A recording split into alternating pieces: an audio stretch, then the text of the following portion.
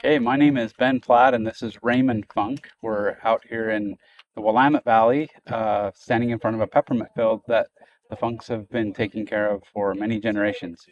Peppermint grows in the Willamette Valley, grows really, really well, and the Funk family has been growing and distilling that oil for many generations. Any thoughts immediately from you about that?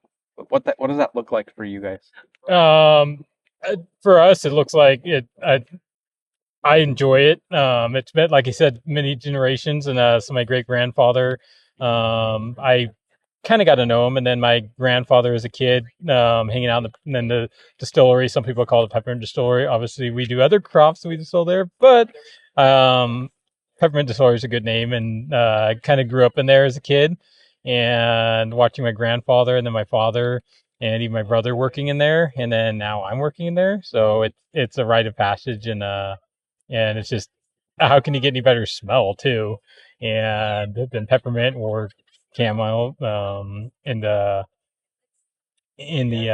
distillery and just working with it. It's great. So obviously peppermint has its own nuances as a crop. What are the things you like about peppermint as a crop? Well, one or a few of the things I guess would be it's a great rotation crop. It provides nutrients to the soil, and it is just a great rotation crop for us. As far as also keeping fields irrigated is a big thing, and peppermint is a irrigated seasonal crop. Okay. What are maybe one or two challenges with growing peppermint that are something that you just have to constantly manage? I would say challenges would be just harvest is always a challenge. Getting the crew to harvest it would be is kind of a challenge because it's kind of nothing going on, and then all of a sudden harvest is going on. But the challenge is always trying to provide the best quality oil we can to meet customers' needs. One thing I've always found interesting about peppermint is that it's managed for an entire year. So it's a perennial crop. Every single year we're growing, caring for, watering, doing all the things that we do with crops, right? But Yes. distillation is like a 2 week window. Yep. I mean, it's intense. And so you're probably starting really early and working really late and every single day without too much of a break in that period. So that's a pretty intense aspect of the crop, right? Yep, this is true. But the nice thing is it's super easy to harvest, especially when we do it as long as we have. Yeah. And you kind of look forward to the peppermint harvest.